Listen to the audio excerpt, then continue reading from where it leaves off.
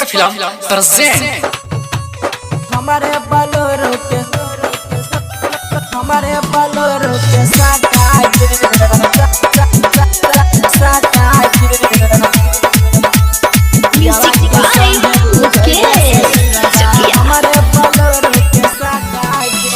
दोसरा से तोहरा हो गे शादी हमारा लागे छै घाटा गे।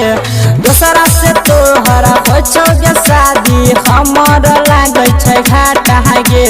बियावा के संगे तू जइबे ससुरवा हमारे बोलेरो के साथ गे।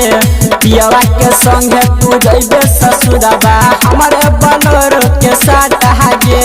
दोसरा के संगे हो गे शादी हमारा लागे छै घाटा गे। दूसरे के संगे हो गे शादी हमारा लागे छै घाटा गे। बियावा के संगे तू जइबे ससुरवा हमारे बोलेरो के साथ गे।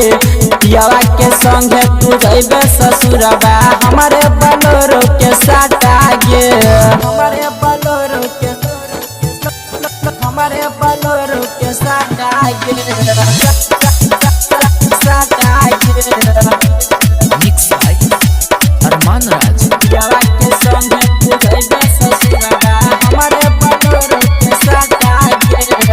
हमारे तू गरिया में बैठ जेबे ससुरारवा देख के जान हमारा धरा कही जियारवा कही जियारवा। हाँ हमारे तू गरिया में बैठ जेबे ससुरारवा देख के जान हमारा धरा कही जियारवा। हमारा तोहर सुन गे रानी टूटल जाय छै नाता गे। हमारा तोहर सुन गे रानी टूटल जाय छै नाता गे। बियावा के संगे तू जइबे ससुरवा हमारे बोलेरो के साथ गे। बियावा के संगे तू जइबे ससुरवा हमारे बोलेरो के साथ गे। हमारे बोलेरो के साथ गे। Super recording studio Adapur. बियावा के संगे तू जइबे ससुरवा हमारे बोलेरो के साथ गे।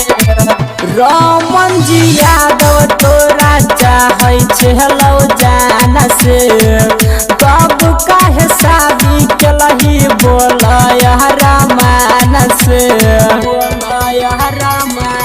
हाँ यादव रमन जी तोरा चाहै छलौ जान से कब काहे शादी केलही बोलय रामान से।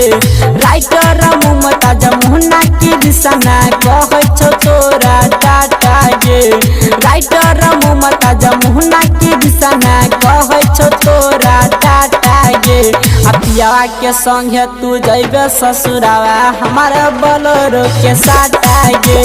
सैया के संगे तू जइबे ससुरवा हमारे बोलेरो के साथ गे। दूसरा के संगे हो गे शादी हमारा लागे छै घाटा गे। दूसरे के संगे हो गे शादी हमारा लागे छै घाटा गे।